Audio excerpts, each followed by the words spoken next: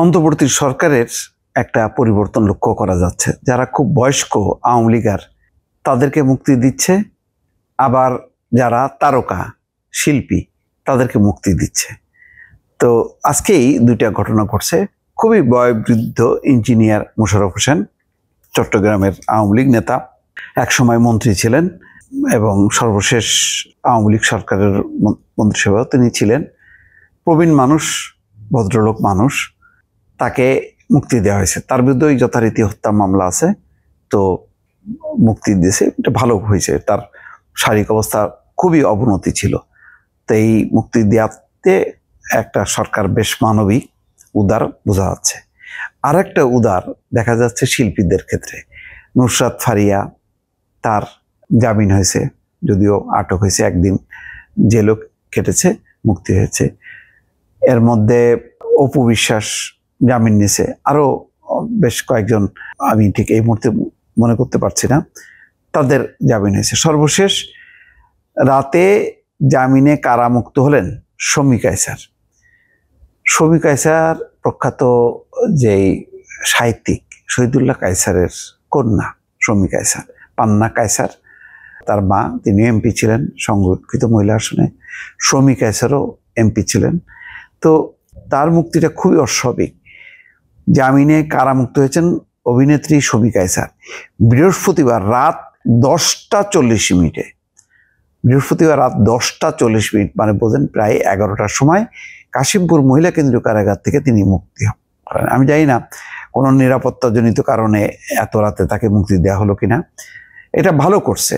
তো আমার একই বক্তব্য, শিল্পী, সাহিত্যিক, সাংবাদিক আরও তো আছে, তারা কেন মুক্তি পাচ্ছেন না? যেমন আমি বলবো যে শাকিল আহমেদ, ফারজানা রূপা, শ্যামল দত্ত, তারপরে মোজাম্মেল বাবু, তো এরাও তো সাংবাদিক। তো তারকা, এটা কি মহিলা বলে কি পেয়ে গেল? পুরুষ হলে কি পাইতো না নাকি যাই না। তো মহিলা তো আরো আছে, গানের পাখি মমতাজ, কোকিল কণ্ঠী, তো মমতাজ তো আছে, সেলিনা হায়াত আইভি আছে। তারা কেন জামিন পাচ্ছে না, এটা আমি বুঝলাম না। তারপরে এই সাংবাদিক যারা, তারাও কেন মুক্তি পাচ্ছে না? আমি বারবার বলি, যেইভাবে তারা সাংবাদিকতা করেছে, যেভাবে একেবারে দলীয় ক্যাডার ভিত্তিক, এটা আমার পছন্দ না। কিন্তু পছন্দ না বলে তারা ওই হত্যা মামলা, কিছু আগড়ুম বাগড়ুম যে সময় কোনো ভিত্তি নাই, সেইগুলো আসামি হয়ে তাদেরকে এই মাসের পর মাস কারাগারে রাখা, এটা একেবারেই অনুচিত। ফারজানা রূপা বলেছে, আমি আমার বাচ্চাদের কাছে যেতে চাই। স্বামী স্ত্রী দুইজনে যদি কারাগারে থাকে, তার সন্তানদের অবস্থা চিন্তা করেন। তারা তো মানসিক রোগী হয়ে যায়। তাদের তো পড়াশোনা আছে, তাদের তো জীবন আছে। তারা মা বাবার কারণে তো এরকম সাফার করতে পারে না। তাদের মুক্তি দিতে সমস্যা কি? মামলা তো আর অব্যাহতি দেওয়া হচ্ছে না, মামলা চলুক, তাদের বিরুদ্ধে তদন্ত হোক। যদি অন্য কোনো থাকে, দুর্নীতি থাকে, ইনকাম ট্যাক্সের মামলা করুক, দুদক আছে। কিন্তু জামিনযোগ্য যেই অপরাধ, সেখানে জামিন পাবে না কেন? সন্তানদের কথা বিবেচনা করা উচিত। সে তো আদালতে বলছে। মোজাম্মেল বাবু কতখানি সাংবাদিক, কতখানি রাজনীতিক আমি বলবো না, যেভাবে পুরো সাংবাদিকতাটাকে একেবারে শেখ হাসিনার আঁচলের মধ্যে নিয়ে গেছে, সেই সাথে শ্যামল দত্তের ভূমিকাও ভালো আমার কাছে না। তো সেইগুলি আমাদের হলো একটা মতাদর্শগত সংগ্রাম, ফাইট, সেটা আমরা করব। কিন্তু তাই বলে তো আপনি জামিন দেবেন না, এটা তো হয় না।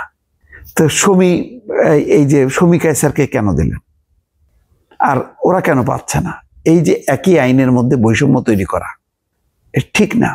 আপনি একটা ওই যে, যেহেতু তাদের পরিচিতি আছে, তারা নারী, সুতরাং আপনি সেক্ষেত্রে উদার হয়ে গেলেন। আর তারা যেহেতু পুরুষ, আর ফারজানা রূপা যেহেতু শাকিলের স্ত্রী, সেক্ষেত্রে আপনি কঠোর হয়ে গেলেন। মমতাজের ক্ষেত্রে কঠোর হয়ে গেলেন, কিন্তু আবার অন্যদের ক্ষেত্রে আবার নরম হয়ে গেলেন। আমি এগুলি আইনের এত ব্যাখ্যা বুঝি না।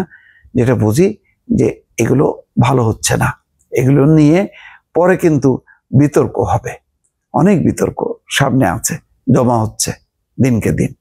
ভালো থাকবেন, আল্লাহ হাফেজ।